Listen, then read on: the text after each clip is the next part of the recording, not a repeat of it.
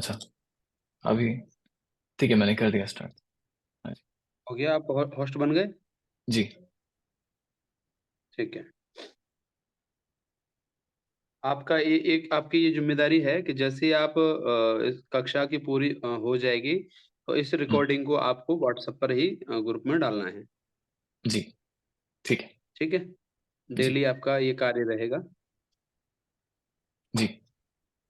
मेरा भी लैपटॉप ठीक नहीं हुआ है, जब लैपटॉप ठीक हो जाएगा तो आगे की देख लेंगे। जी। चलिए ओम का उच्चारण करते हैं।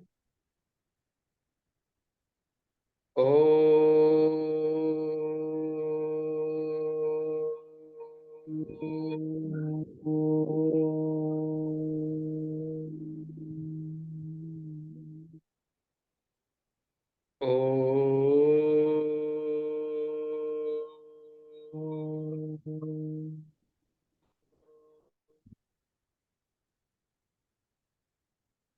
ॐ सहना भवतु सहनौ भुनक्तु सह वीर्यं करवावहै तेजस्विनावधीतमस्तु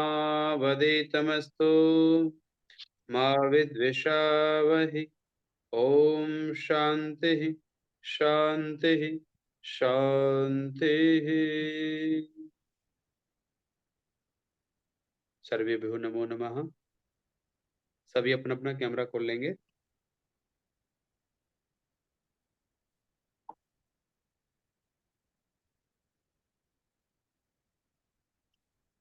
आप सबके पास में जिनके पास पीडीएफ के रूप में पुस्तक होगी, वो अपनी पीडीएफ में देखेंगे, और जिनके पास पुस्तक पहुँच चुकी है, वो अपनी पुस्तक कोशिश तो ये करें कि सबके पास पुस्तक होनी चाहिए। निकुंज जी, आपके पास पुस्तक है? जी, मेरे अच्छा, पास है। ठीक है। पिताजी ने भेज दी थी? अब मैंने पिछले 1-2 साल पहले खरीदी थी, पर पढ़ने का मौका नहीं मिला, तो अभी अच्छा है, यूज हो पा रही है। अच्छा, अच्छा, अच्छा, ठीक है, कोई बात नहीं। इस बार ज़रूर पूरी होगी। जी। ठीक है। और ये प्रियंका जी एक बार अपना वीडियो ऑन करें।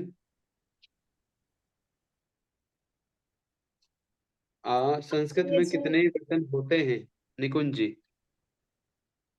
जी, फिर से एक बार पूछिए। संस्कृत में कितने वचन होते हैं?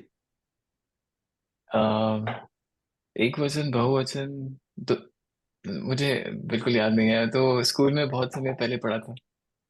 3 वचन। कोई बात नहीं, 3 वचन होते हैं। कोई बात नहीं। अच्छा, 3 वचन होते हैं। वीरेंद्र जी, कौन-कौन से 3 वचन होते हैं? अनम्यूट करके बोलेंगे। एक वचन और बहुवचन। ये तो हिंदी में होते हैं, एक वचन और बहुवचन। कुमारी जी? ये एक वचन, द्विवचन और बहुवचन। एक वचन, द्विवचन और बहुवचन, ठीक है। ये 3 वचन होते हैं, और 3 वचन में एक वचन, द्विवचन और बहुवचन में जो द्विवचन होता है 2 के लिए होता है, और बहुवचन 2 से अधिक को कहते हैं। ठीक है? 2 से अधिक जो भी होंगे, उनको आप बहुवचन के रूप में कह सकते हैं। अच्छा, पुरुष कितने होते हैं, कुमारी जी? पुरुष वो भी शायद 3 होते हैं, उत्तम, मध्यम और तीसरे का नाम नहीं याद आ रहा। उत्तम, मध्यम और उत्तम। मैंने आपसे केवल प्रथम इतना पूछा कितने पुरुष होते हैं, तो आपको अभी नाम नहीं बताने चाहिए। प्रथम अच्छा, प्रथम प्रथम, हाँ, प्रथम, मध्यम, उत्तम, 3 है, 3 है। 3 पुरुष होते हैं, आपको केवल इतना बोलना चाहिए कि 3 पुरुष होते हैं। अगर मैं ठीक है, आपसे नाम ठीक, पूछूं तब आपको नाम बताइए। ठीक है, ठीक ठीक है? है, ठीक। तो प्रथम हाँ पुरुष, मध्यम पुरुष और उत्तम पुरुष, 3 पुरुष होते हैं। जी। ठीक है? अच्छा, लिंग कितने होते हैं, निकुंज जी? 3 लिंग होते हैं। जी, 3 लिंग। अच्छा, ठीक है। राजकुमार जी, कौन-कौन से होते हैं?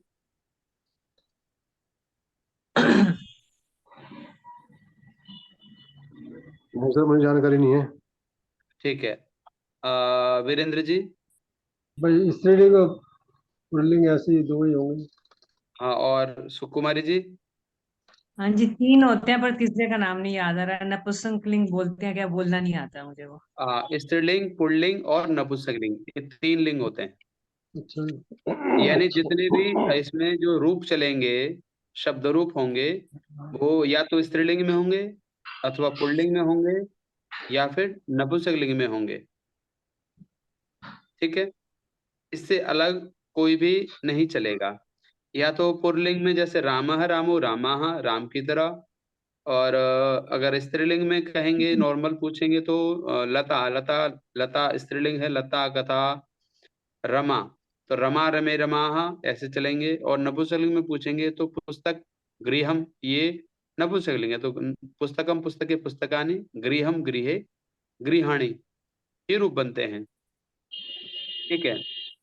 अच्छा, प्रथम पुरुष में जो प्रथम पुरुष होता है, वो प्रथम पुरुष में, अच्छा, प्रथम पुरुष किसको कहते हैं? कौन होता है प्रथम पुरुष? निकुंज जी। हम अपने लिए बात करते हैं तो प्रथम पुरुष हम होते हैं। नहीं, ये आपने जो प्रथम पुरुष किया हम के लिए, वो आप इंग्लिश में बोल रहे हैं, क्योंकि इंग्लिश में आई को प्रथम कहते हैं, हम्म, लेकिन संस्कृत में प्रथम वो नहीं है जो अपने आप को कह रहा है। अच्छा। कुमारी जी। नहीं, आइडिया नहीं है मुझे इसका। तो जो मैं बताता हूँ आप सबको, आप सुनेंगे। प्रियंका जी, आप बोल सकती हैं अथवा केवल सुनेंगी? आचार्य जी, आई जी, कैन स्पीक। हाँ, मैं बोल सकती हूँ। ठीक, ओके। तो जो पुल्लिंग और जो प्रथम पुरुष, मध्यम पुरुष और प्रथम पुरुष हैं, तो प्रथम पुरुष उनको कहते हैं जिनका आप और मैं दो मिलकर के चर्चा कर रहे हैं। सह, वह, जैसे मैं और निकुंज। मैं तो हो गया मैं, और निकुंज हो गया तू। ठीक है। तो मैं निकुंज जी से जो चर्चा कर रहा हूँ, किसकी? वीरेंद्र जी की, कुमारी जी की, राम कुमारी जी, राम कुमार जी, अथवा प्रियंका जी। तो हम दो के अलावा हम तीसरे की जब भी चर्चा करेंगे, वो कौन होगा? प्रथम होगा। ठीक है। वह हो सकता है, राम हो सकता है, कृष्ण हो सकता है, कोई भी हो सकता है। और जब मध्यम पुरुष की बात करते हैं, तो मध्यम पुरुष में कौन होता है? तू होता है, सामने वाला होता है जिससे हम बात कर रहे हैं। ठीक है। त्वम का प्रयोग होता है, आप का प्रयोग होता है, कि आप बोलते हैं ना, कि आप। तो आप जो होता है वो मध्यम पुरुष होता है। और जो मैं होता है, मैं जो प्रयोग कर रहा हूं, मैं का, वो मैं उत्तम पुरुष होता है। तो मैं उत्तम पुरुष है, तू मध्यम पुरुष है, और वह प्रथम प्रथम पुरुष। पुरुष है। यानी दो मिलकर के जिसकी चर्चा कर रहे हैं, जिसके बारे में कह रहे हैं, राम के बारे में, कृष्ण के बारे में, किसी के बारे में करो, तो जिसके बारे में हम दो चर्चा करेंगे, वो तीसरा होगा प्रथम पुरुष। और जिसके माध्यम से मैं चर्चा कर रहा हूँ, निकुंज हो सकते हैं, वीरेंद्र हो सकते हैं, कुमार जी हो सकते हैं, ठीक है, प्रियंका जी हो सकते हैं, जिससे मैं सामने फेस टू फेस बात कर रहा हूँ, वो व्यक्ति मेरे लिए क्या होगा? मध्यम पुरुष होगा। और क्योंकि मैं कर रहा हूं, अहम कर रहा हूं, तो इसलिए मैं को क्या कहते हैं? उत्तम पुरुष। उत्तम पुरुष। उत्तम उत्तम। पुरुष। उत्तम पुरुष उत्तम। कहते हैं। तो आपको प्रथम, मध्यम और उत्तम को पता लग गया है। तो जो प्रथम पुरुष का प्रयोग होता है, सह। सह, और सह के साथ में क्रिया क्या आएगी? जो पुरुष चलते हैं, वो चलते हैं धातुओं में। किसमें चलते हैं? धातुओं में धातुओं पुरुष में। चलते हैं। हाँ, जैसे पठती, पठता, पठंती, तो ये क्या है? प्रथम पुरुष है। और पठसी, पठता, पठत, ये क्या हो गया? मध्यम पुरुष। और पठामी, पठावा, पठामा, ये हो गया उत्तम पुरुष। उत्तम पुरुष। ठीक है। तो प्रथम पुरुष का प्रयोग हम करते हैं, तो प्रथम पुरुष का प्रयोग कैसे करते हैं? वह पढ़ता है, वह पढ़ता है, तो क्या कहेंगे? वह के क्या है? सह। और स क्योंकि सह प्रथम पठ। पुरुष है, इसलिए क्या कहेंगे? सह पठती। ठीक है। क्योंकि एक पढ़ रहा है इसलिए सह पठती किया। अगर दो होते तो तौ पठतः, और बहुत सारे होते तो ते पठन्ति। ठीक है, ये पहली लाइन है, पठती पठता पठन्ति, ये पहली लाइन है। उसकी दूसरी लाइन है, सेकंड लाइन, वो कौन सी है? पठसी पठथ पठथ। इसमें क्या है? तू पढ़ता है, तुम दोनों पढ़ते हैं, और तुम सब पढ़ते हैं। त्वम पठसी, युवाम पठति, युवाम पठथ, और यूयम पठथ। ठीक है, अब मैं का प्रयोग करेंगे तो थर्ड लाइन में मैं का प्रयोग पठामी, एक वचन है तो पठामी, द्विवचन है तो हम दोनों पढ़ते हैं तो आवाम इससे पठामा। पहले जो आपने क्या? ये प्रथम पुरुष में आपने बताया ना, स पठती, तो पठता, ते पठन्ति, ये जी आपका प्रथम पुरुष है। जी ठीक है, और इसके बाद दूसरा जो मध्यम पुरुष है, उसमें त्वम पठसी और युवाम हाँ और यूयम। हाँ, युवाम और यूयम। ठीक है, तो क्लियर? मैंने अगर तू, युवाम, हाँ ठीक युवा है। माने तुम दोनों, और यूयम माने तुम सब। हम्म। ठीक तो है, पठसी और आगे क्या आएगा?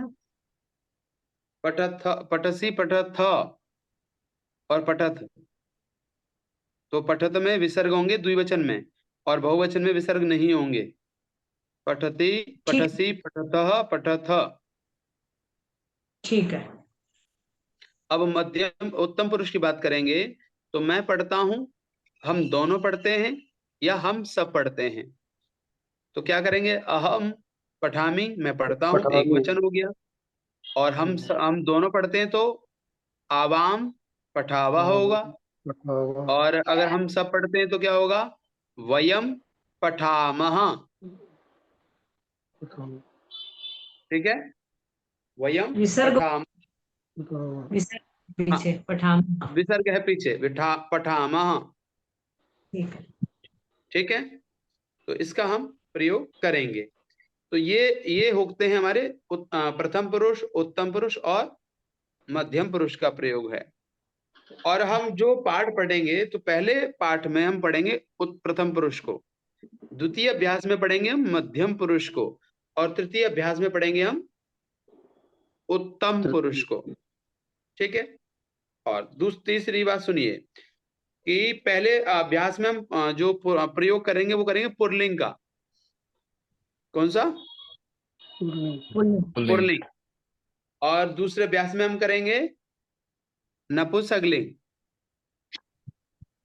और तीसरे अभ्यास में हम प्रयोग करेंगे स्त्रीलिंग। ठीक है, तो जब हम पुल्लिंग का प्रयोग करेंगे तो हमें पुल्लिंग की सारी चीजें आनी चाहिए। जब नपुंसकलिंग का प्रयोग करेंगे तो नपुंसकलिंग की चीजें आनी चाहिए। और जब स्त्रीलिंग का प्रयोग करेंगे तो स्त्रीलिंग के भी हमें रूप आदि याद होने चाहिए। ठीक है, एक और विशेष बात है कि जब हम किसी के रूप याद करते हैं, जैसे निकुंज के मैं रूप याद करूं, या वीरेंद्र के रूप याद करूं, अथवा राम के रूप याद करूं, तो मैंने अगर एक के याद कर लिए, अगर मैं चल मान लेते हैं राम के मैंने याद कर लिया, रामः रामो रामाः, रामम रामो रामान। ऐसे ही मैं वीरेंद्र कैसे बनाऊंगा? वीरेंद्र वीरेंद्रौ वीरेंद्राः, वीरेंद्रम वीरेंद्रौ वीरेंद्रान। ऐसे ही निकुंजः निकुंजौ निकुंजाः, निकुंजम निकुंजौ निकुंजान। ठीक है, ऐसे रामः रामो रामान, योगेंद्रः योगेंद्रौ योगेंद्राः, योगेंद्रम योगेंद्रौ योगेंद्रान। ठीक है, जैसे राम के आपने याद किए, और उस जैसे जितने भी शब्द होंगे, जैसे ओजस है, ओजस के रूप जो चलेंगे वो अलग चलेंगे। प्रियंका शब्द है, हैं? प्रियंका शब्द के रूप कैसे चलते हैं? रमा की तरह। प्रियंका प्रियंके प्रियंकाः, प्रियंका प्रियंकाम प्रियंके प्रियंकाः। ठीक है, तो ये क्योंकि स्त्रीलिंग है स्त्रीलिंग के अलग चलते हैं, और आप सब पुल्लिंग में हैं तो पुल्लिंग के रूप अलग चलते हैं। तो उसमें हम जो देखेंगे अभ्यास को, तो निकालिए, पहला अभ्यास निकालेंगे। जिनके पास पीडीएफ है वो पीडीएफ में देखें, और जिनके पास पुस्तक है वो पुस्तक का प्रयोग कर सकते हैं।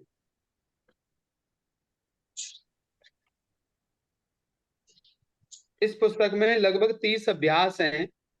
अगर आप डेली एक अभ्यास करते हैं तो 30 दिन में ये पुस्तक खत्म हो जाती है। अगर आप 2 दिन में करते हैं तो ये पुस्तक 60 दिन में खत्म हो जाती है, और अगर आप 3 दिन में करते हैं तो ये 90 दिन में खत्म होती है। अब ये आपके ऊपर है कि आप कितनी मेहनत और पुरुषार्थ करते हैं। जितनी मेहनत आप कर लेंगे, ये लगभग एमए यानी मास्टर तक की डिग्री तक का ये सिलेबस है। यानी मास्टर डिग्री में भी इतना सिलेबस नहीं किया जा सकता, वहां भी बहुत सरल कराते हैं। अगर किसी ने इसको बड़ी अच्छी पूर्वक पढ़ लिया है तो उसे वेद आदि पढ़ने में, अथवा उसे संस्कृत पढ़ने में, अथवा उसे मंत्रों का उच्चारण करने में, यानी एक भाषा पे पकड़ होगी।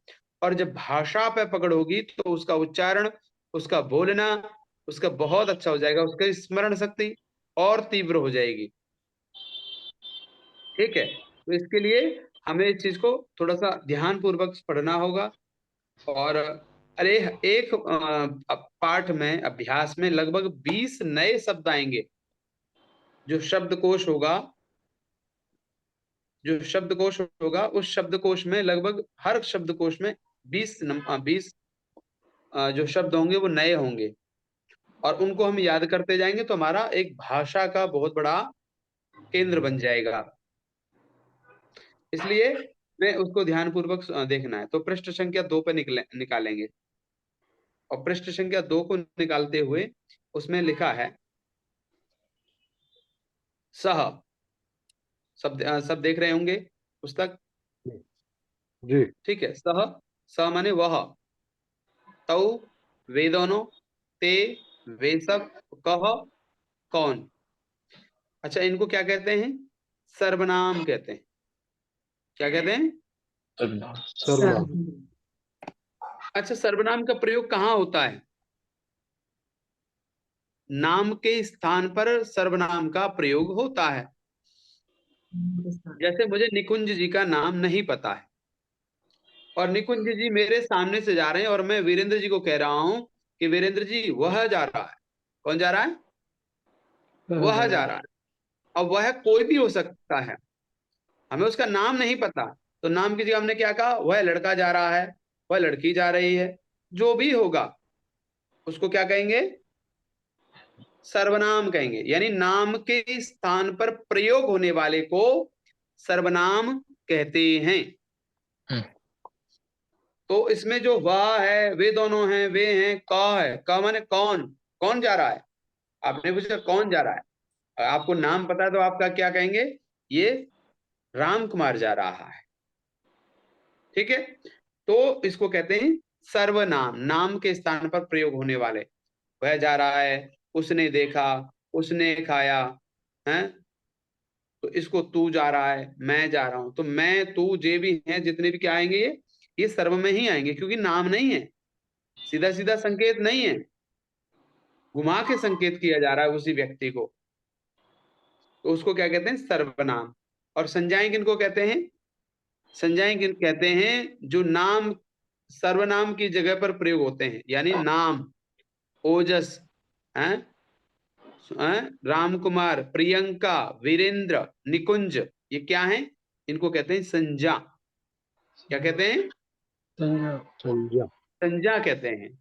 तो संज्ञाओं का प्रयोग होता है, संज्ञाओं का प्रयोग होता है, तो संज्ञाओं के जो रूप बनते हैं वो भी प्रयोग होंगे। तो संज्ञा और सर्वनाम किसमें है? का के अंदर है। इसमें शब्दकोश में आप देखेंगे, शब्दकोश में एक का है, फिर बीच में ब्लैक में खा होगा, हम्म। और जी। खा के बाद में ब्लैक में होगा ग, जी। बहुत ज्यादा गहरा ब्लैक में होगा। ये जी। क्या जी।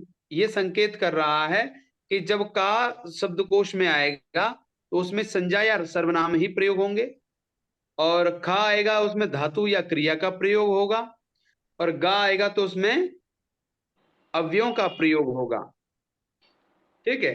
और कहीं पर गा भी नहीं होगा, सीधा घा होगा, तो घा को विशेष या विशेषण के रूप में देख सकते हैं। तो कहीं पर का आएगा, कहीं पर का नहीं आएगा, कहीं पर सीधा खा से प्रारंभ होगा। तो ये संकेत आप स्मरण कर लें, क्योंकि ये चीजें आगे भी आपके शब्दकोश में आएंगी।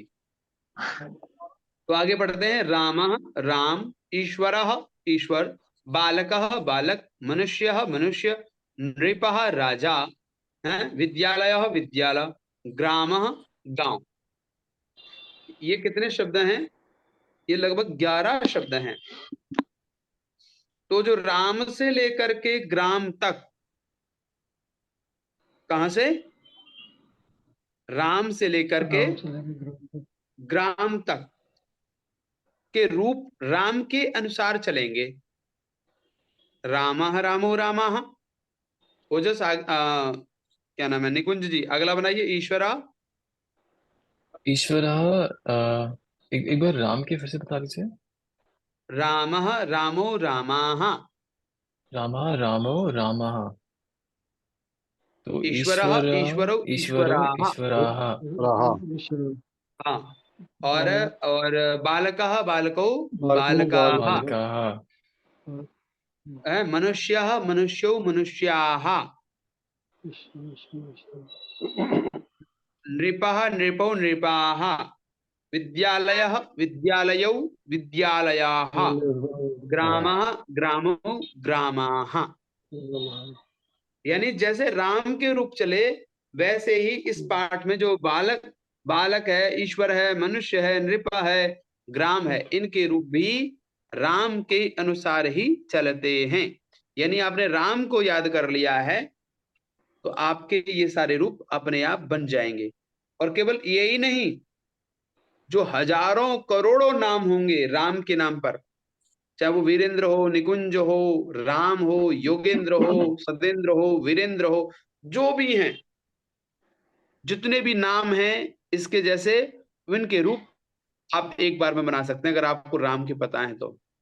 चलिए, जो भी पुल्लिंग है यानी उन सब के लिए, 1 करोड़ नामों को। हाँ जो भी जी, पुल्लिंग है उन सब के लिए सेम चलेगा। हाँ, केवल अच्छा। पुल्लिंग, और वो भी आकारांत। अच्छा। आकारांत आकार। मतलब अ जिसके अंत में हो। वीरेंद्र ओ। अ पीछे है, निकुंज अ पीछे है, राम राम के पीछे आ है। अच्छा। और ये जो इनका जो नाम है ना, सुरेंद्र, सुरेंद्र, इनका भी जो नाम है ये पुल्लिंग है। हम्म। इसके भी ना जो चलेंगे वो राम की तरह चलेंगे। और कुमारी शब्द के जो रूप चलेंगे वो अलग चलेंगे, क्योंकि कुमारी शब्द स्त्रीलिंग में आता है। प्रियंका शब्द ये अलग है। ये अलग है, जो तीसरे अभ्यास में आएंगे, जब प्रियंका को पता लगेगा कि मेरे रूप भी ऐसे बनते हैं। प्रियंका के 27 तीन 27 लगभग 27 प्रकार से प्रियंका का नाम लिया जा सकता है। ऐसे ही ओजस का नाम लिया जा सकता है। किसी का भी नाम आप 27 बार ले सकते हैं, 27 प्रकार से, 27 प्रकार के अर्थों से। यानी एक शब्द के 27-28 प्रकार के अर्थ होते हैं। राम को बोला तो राम, राम ने, राम को, राम के द्वारा, राम के लिए, राम से, राम का है, ये जितने भी हैं ये सारे के सारे उनके अर्थों को अलग अलग करते हैं। यानी एक नाम लेने से उसको आप लगभग 28-27 प्रकार से उसके नाम बोल सकते हो, उसका अर्थ कर सकते हो एक ही व्यक्ति का। इसलिए संस्कृत बड़ी विशाल और अच्छी है और सरल भी है। ठीक है, ऐसे ही आप देखिए आगे। देखो आपकी 10 मिनट बची हैं, क्योंकि वो संकेत दे चुका है। 40 मिनट की क्लास है। तो आगे देखेंगे। भू, ख में क्या है? भू, भू माने होना। धातु किसके कहते हैं? धातु वर्ब कहते हैं, क्रिया कह सकते हैं। भू माने होना, पठ माने पढ़ना, गम माने जाना, हस माने हंसना, इनको कहते हैं क्रियाएं। हंसना, खाना, पीना, सोना, जाना, आना, ठीक है, इनको क्रियाएं कहते हैं। ये आगे धातु है भी इसी को ही अव्यय। कहते हैं क्या? जी, अब धातु और क्रिया एक ही चीज है। ठीक है। हाँ, आगे देखेंगे। ग, ग में क्या है? अव्यय। क्या है? अव्यय। अव्यय। अव्यय। अव्यय क्रिया किसको कहते विशेषण। हैं? अव्यय कहते क्रिया हैं विशेषण। जो व्यय नहीं होते, जो खर्च नहीं होते, जिनके रूप नहीं चलते, जैसे हैं वैसे ही प्रयोग होते हैं, उनको क्या कहते हैं? अव्यय कहते हैं। इसलिए अत्र, अत्र का रूप नहीं बनता, जैसा अत्र लिखा है वैसे ही आपको, जैसे कहा, किसी ने कहा वह यहां आता है, तो सह अत्र आगच्छति, अत्र शब्द अत्र ही आएगा। राम का जैसे नहीं आएगा, राम का नहीं आएगा, राम के रूप चलते, रामा रामो रामा, इनके रूप नहीं चलते। तो जैसे हैं वैसे ही इनको प्रयोग करना है। तत्र वहां, यत्र जहां, कुत्र कहां, किम क्या, ये शब्दकोश हो गया, यानी शब्दार्थ कह सकते हैं आपकी भाषा में। शब्दकोश के लिए ये संकेत स्मरण कर लें, आगे भी संकेत आएंगे जो मैं अभी आपको बता रहा था, क ख ग घ, कभी यही स्मरण है। क में क्या आते हैं? संज्ञा या सर्वनाम। ख में आते हैं धातु या क्रिया शब्द। ग में आते हैं अव्यय या क्रिया विशेषण। और घ में आते हैं विशेषण शब्द। आप विशेषण शब्द जानते होंगे। विशेषण कहते हैं, तो किसी की विशेषता बताएं।